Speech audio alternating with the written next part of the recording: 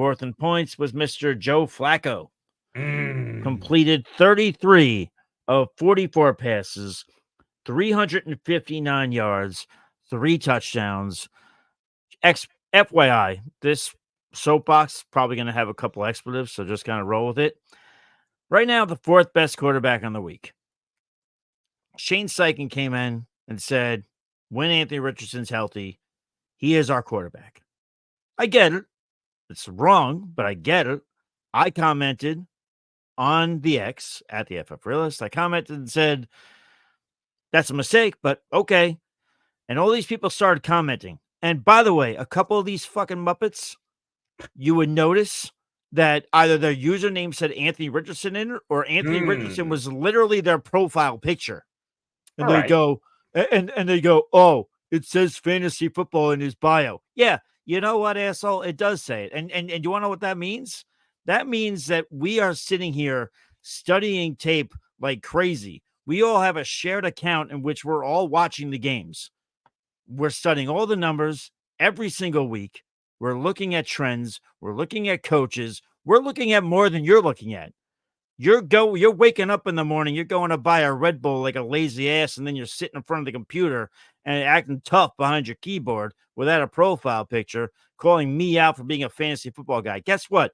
I know more than you do. How's that sound? Eat that. So listen, and if you want to go ahead and say Anthony Richardson should be the starter, fine. Maybe he should. Fine. You spent the 4th overall pick on the guy. I get it. Fine. I get it. All the potential in the world is there. But guess what? The guy can't complete passes for absolute shit. And I'll go on to say this. In the first 3 games, the Colts had 48 first downs, Anthony. 48 first downs. In week 4, when Richardson played just 20% of the snaps, the Colts had 22 first downs. Yesterday, they had 25 first downs. They have more first downs when Anthony Richardson is not in the huddle. And oh, by the way, Joe Flacco has completed 70% of his passes as being a member of the Indianapolis Colts. Do you want to know what AR has done this year? 50.6. So if anything, you guys are more the fantasy football because you're looking at the rushing ability and you're acting like he's a god on the field. Well, guess what? He's a god on the field to an extent. You want to know why? Because he can't complete passes. So instead he runs. And then when he runs, he can't protect himself and he gets hurt. So my big reaction is this. Anthony Richardson is going to be out in the field at some point. It's fine. Love it. Hope he does great. But I guarantee you this, and I'm not someone that wishes on injury. We will circle back in about 3 weeks, and we'll have this same conversation when Anthony Richardson's not feeling so hot. He's got an injury. Something's going on. And Joe Flacco is once again the starting quarterback. And oh, so ironic. Suddenly, the Colts offense is clicking. I don't know. Suddenly, Michael Pittman's fantasy relevant. Oh, how'd that fucking happen? I don't know. Must be magic. I'm just saying, Anthony Richardson might not be the greatest thing that you've ever heard of. And you people with the usernames, you people with the profile pictures, maybe change them soon. If you have this ageism, change it to somebody else young on the team. Maybe change it to Josh Downs. Make yourself feel better. It's fine. Maybe a little Alec Pierce action, who will be on the waiver wire show tomorrow. But you know what? Shut up with that. With the whole, oh, it says fantasy football in his bio. We know more than you do, you schmuck. That's my soapbox, Anthony. I just came off it. You have a reaction? Listen, I get what you're saying, and I agree. Like right now, there are 2 quarterback rooms in the NFL that need to make changes. I think number 1, the Colts. That offense looks significantly better with Joe Flacco, and obviously the Cleveland Browns. You need to make a change, and the issue is you have so much invested in Deshaun Watson. You have a lot invested in Anthony Richardson. Now, let's stick to Anthony Richardson because it's a completely different situation. When it comes to Jameis Winston, he could potentially start and win football games for the Browns and make that contract and that trade look even worse. Joe Flacco is not the future of the Indianapolis Colts. Yep. And yes, what is the point of outside of our fantasy selfishness? There is no good that comes out of Joe Flacco starting games long term. because you need Anthony Richardson. You got to remember, he only played a couple of games, 4 games last year. And really quick, just before you go on, the draft capital people spent on Anthony Richardson this year. Yeah. But we got to think of organizational value in real NFL. Mm-hmm. He needs reps. He obviously looked like a better quarterback last year than he did this year. What's the difference? Maybe he's spooked on getting injured again.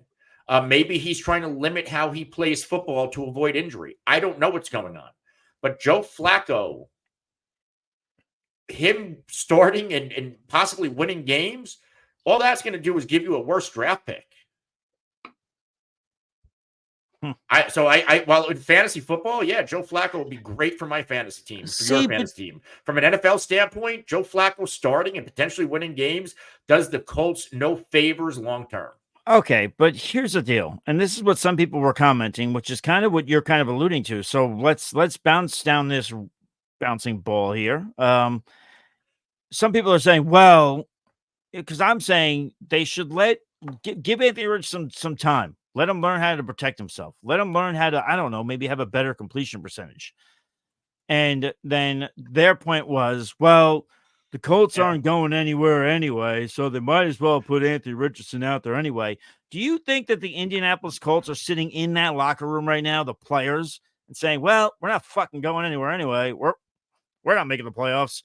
I mean, we just finished week 5. We're not going to the playoffs. That team still has playoff aspirations right now. So if you wanted to win games right now, and I get it, they lost last week in a nail biter against the Jacksonville Jaguars, he gives you a good chance to win.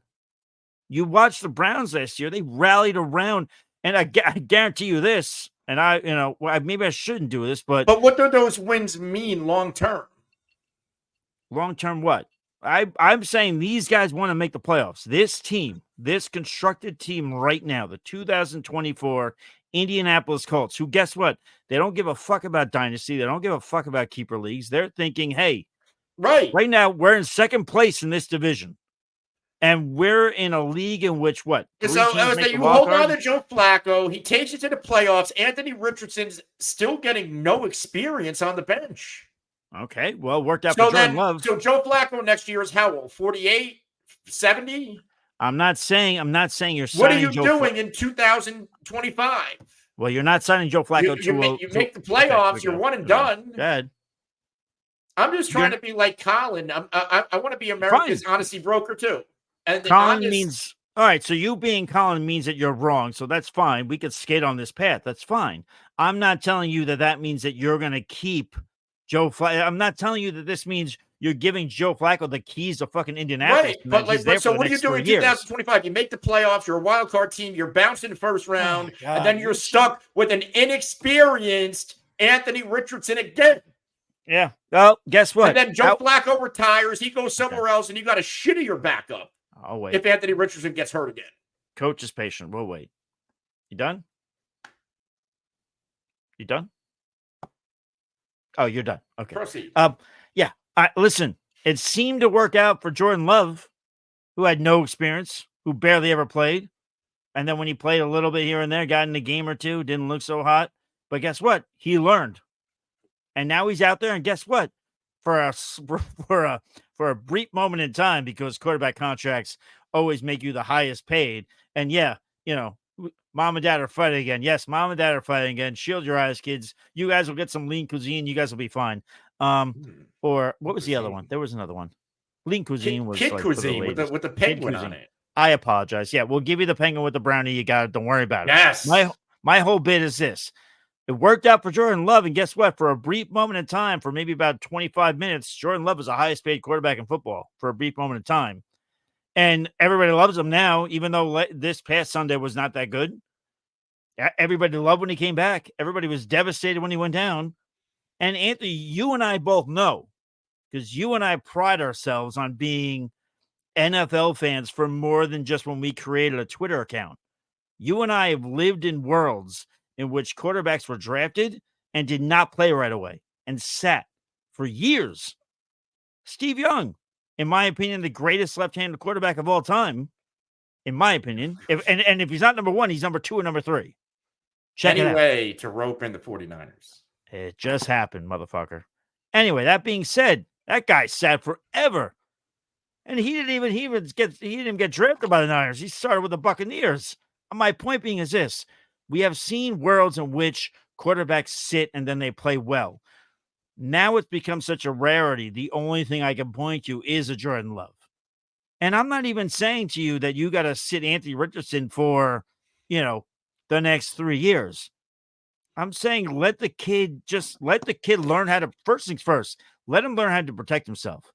Because if he's going to run the ball and if he's going to get hurt, guess what, guys? And this is what I said to everybody in the chat.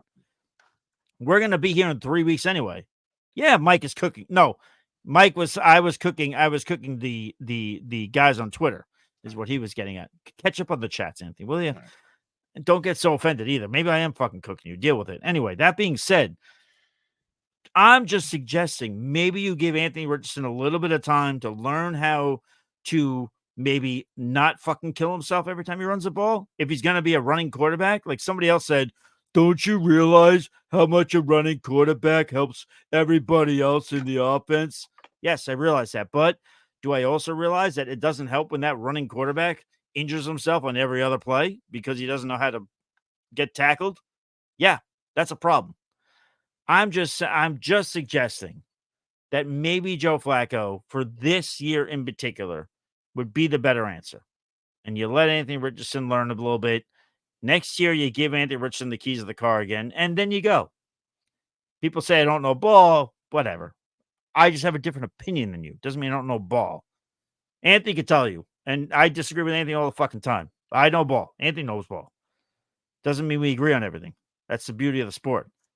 And you know what? And lastly, I'll say this. You know what? You want to go ahead and say, put Anthony Richardson out there. Mike doesn't know ball. Joe Flacco's old, even though he just threw for damn near 400 fucking yards yesterday. Fine. You know what? We'll come back to this fine podcast. Be sure to subscribe, hit the bell icon to be notified when we go live, hit the like button, because we're going to be back here in about 3 weeks when Anthony Richardson hurts himself again, and we're having the same conversation. So that's me being a realist, and I'll see myself out.